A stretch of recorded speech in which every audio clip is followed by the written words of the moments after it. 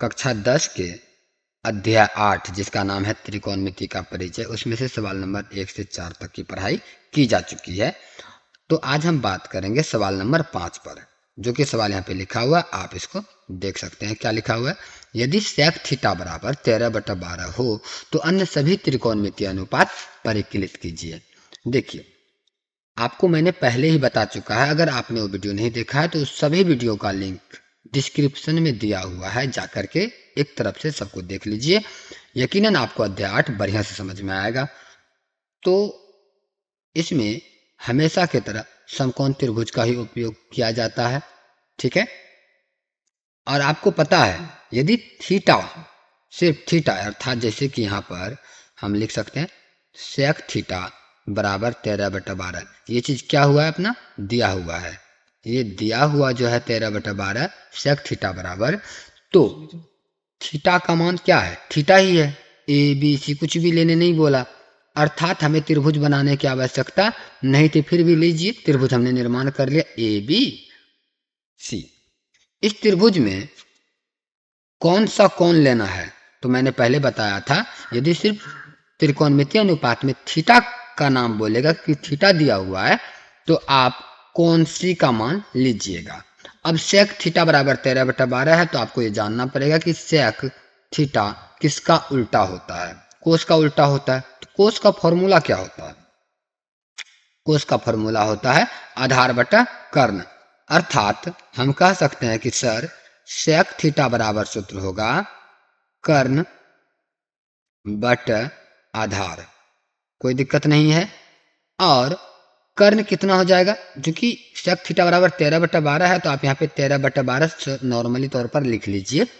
तो अपने पास जो प्राप्त हुआ वो मालूम हुआ, कर्ण बराबर 13 आ रहा है और आधार बराबर 12 आ रहा है। देख लीजिए, कर्ण के सीधा में 13 है, इसलिए कर्ण बराबर 13 कहेंगे, और आधार के सीधा में 12 है, इसलिए आधार बराबर 12 कहेंगे। ठीक है। तो हम यहाँ पर पाइथागोरस प्रमेय लगा करके लंब ज्ञात करेंगे। अब चूंकि 13 जो है क्या है अपना, आपको मालूम है ए सी, यहाँ पर कर्ण है, ये 13 हो गया, और आधार 12 है, तो बी सी 12 ये आधार हो गया। तो ए बी जो है कि ये नहीं दिया हुआ है, अर्थात लंब नहीं दिया हुआ है, तो हम यहाँ क्या करेंगे? पाइथागोरस प्रमेय लगाएंगे। पाइथागोरस पाइथागोरस प्रमेय। पाइथागोरस प्रमेय से इसका हम फॉर्मूला निकालेंगे और यहाँ लगाएंगे सूत्र लंब बराबर। तो लंब बराबर क्या सूत्र हो जाएगा? रूट अंदर कर्ण का स्क्वायर माइनस आधार का स्क्वायर। यहाँ तक ठीक है। अब हम लंब निकालने के लिए रूट अंदर कर्ण का जो मान है उसको लिखेंगे।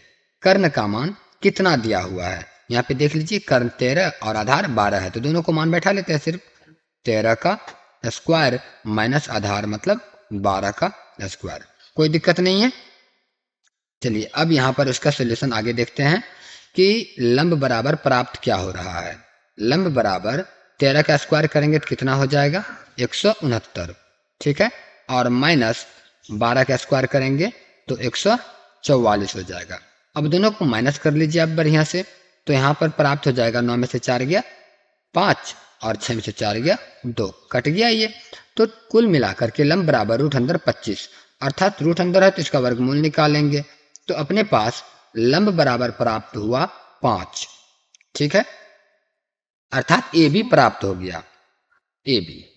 अब हम यहाँ पे देखेंगे कह क्या रहा है कि अन्य सभी त्रिकोणमितीय अनुपात परिकलित कीजिए। देखिए, सेक थीटा तो दिया हुआ है, और अन्य सभी त्रिकोणमितीय अनुपात कितने होते हैं? 6 होते हैं। साइन, कोस, टैन, सेक, कोसेक और कोट। तो यहाँ पर तो सेक अपने पास दिया हुआ है, तो बाकी 5 जो बचते हैं उसको निकालना है। चलिए, जैसे कि मैं यहाँ पे कुछ निकाल के दिखा देता हूँ, बाकी आपके लिए छोड़ूंगा। अतः साइन थीटा बराबर, तो आपको मालूम होना चाहिए साइन थीटा बराबर सूत्र क्या होता है? लंब बटा कर्ण। तो लंब बटा कर्ण हमने लगा लिया।